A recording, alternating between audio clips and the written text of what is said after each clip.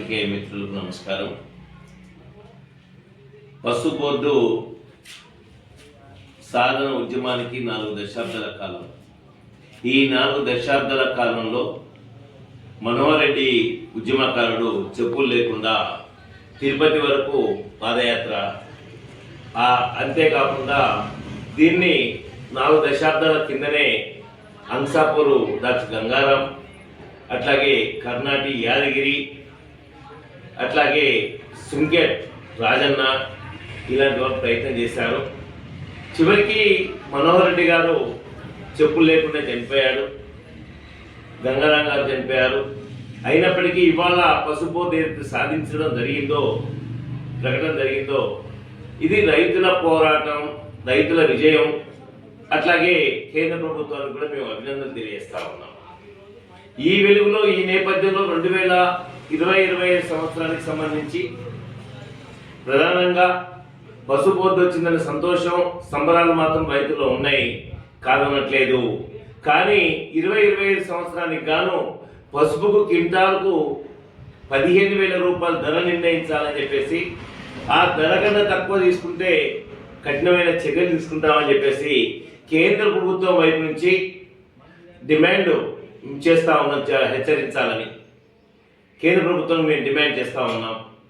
అదే కాకుండా ఏదైతే కాంగ్రెస్ పార్టీ ఎన్నికల్లో ఇచ్చిన వాగ్దానం మేరకు, ప్రకటించిన మేరకు అన్ని పంటలకు బోనస్ ఇస్తా అని చెప్పారు. అందులో పసుపు కూడా ఉంది. ఈ సంవత్సరం క్వింటాల్కు 1,000 రూపాయల బోనస్ పసుపుకి ఇవ్వాలని చెప్పేసి అఖిల భారత ఐక్య రైతు సంఘం AIQKS డిమాండ్ చేస్తుంది.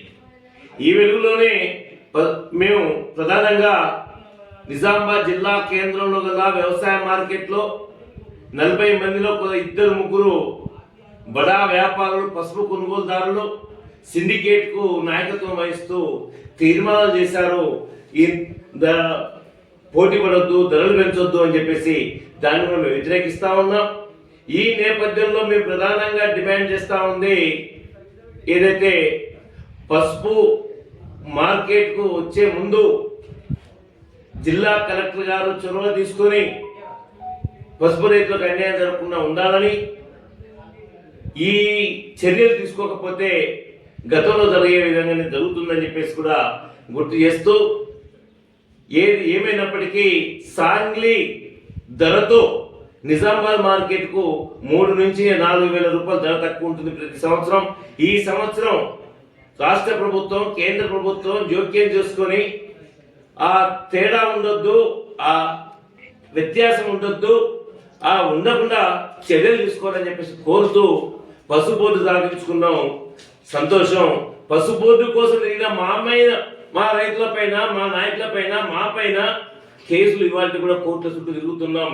ఆ కేసులు రద్దు చేస్తారా, చేయరా రాష్ట్ర ప్రభుత్వాన్ని మేము డిమాండ్ చేస్తా ఉన్నాం, అడుగుతా ఉన్నాం, ప్రశ్నిస్తా ఉన్నాం. కేసులు రద్దు చేయండి అని చెప్పేసి కోరుతూ, దాదాపుగా ఏదైతే ఇవాళ మేము కోరేది ప్రధానమైంది పసుపుకి క్వింటాల్ 15,000 రూపాయల ధర నిర్ణయించాలి. అట్లాగే ఈ ప్రాంతం నుంచి, అంకాపూర్ నుంచి చైర్మన్గా పల్లె గంగారెడ్డిని నియమించడం హర్షించదగ్గ విషయం. హర్షిస్తా ఉన్నాం, అభినందిస్తా ఉన్నాం. అయ్యా, మీరైనా కనీసం అందరినీ ఐక్యంగా, రైతు బిడ్డగా నువ్వు సౌమ్యుడిగా అందరినీ కలుపుకపోయే విధంగా, అందరినీ సలహాలు తీసుకునే విధంగా వ్యవహరించాలని చెప్పేసి, అప్పుడు మాత్రమే ఈ న్యాయం జరుగుతుందని చెప్పేసి మేము భావిస్తా ఉన్నాం.